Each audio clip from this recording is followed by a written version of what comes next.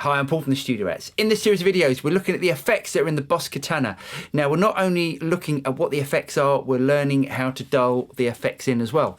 So in this video, we're going to be looking at delays, and specifically, we're going to be looking at the pan delay. So let's have a look at some of the controls. So the first control is delay time. Now that goes from anything from 1 millisecond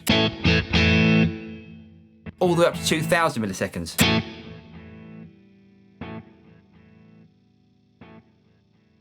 Today we're going to be dialing in a tone around about 750 milliseconds, something like that.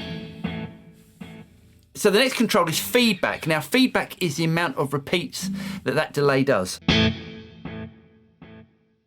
So if I take it down to 0, and it does 1 repeat, and if I take it up to 100, it will just go on forever. So I'm going to wind that back to about 30.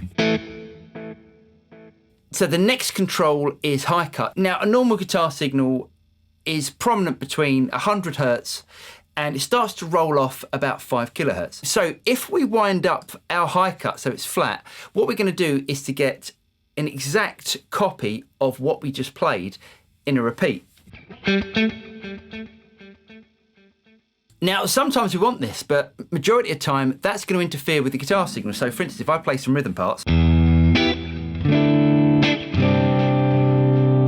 you see all of those chords are starting to fight with each other. So what we can do is to take down the frequency. Now, if we knock it down to say 2 kilohertz, that starts to get a little bit duller than the actual guitar signal.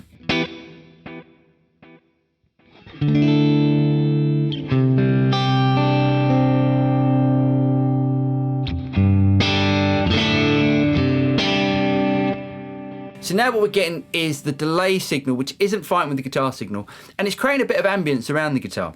Now the next control on the pan delay is probably one of the most important, and that is tap time. Now what tap time is going to do is to indicate at what point the delay bounces from left to right. So if I put it at 50%,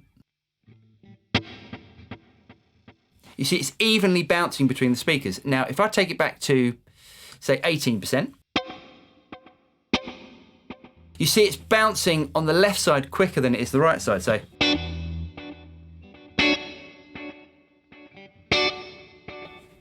So if we have that about 50%, that's going to evenly bounce between left and right. Now, note that this is using the Tone Studio and plugging in the Katana via USB straight into my DAW. So that is how we're able to get the stereo effects. The next control is effects level, so all the way off, we don't get any delay, and all the way up, the delay is actually louder. You can see at 120, it's louder than our signal. So we're going to keep that about 50%.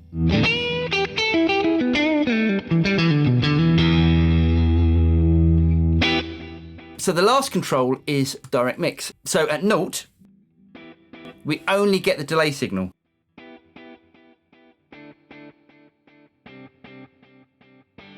Which can actually be useful for certain parts. But we're going to have it 100%.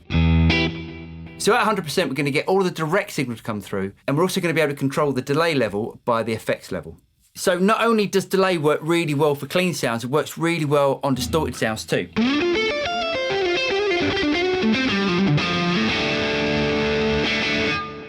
I'm going to be continuing these videos on the Boss Katana effects. So if you like what we do and you want to see more videos, please like and subscribe and click on that little bell button down there and you'll be notified of any future videos that come out from the Studio Rats. So I'm Paul from the Studio Rats and I'll see you next time. Cheers.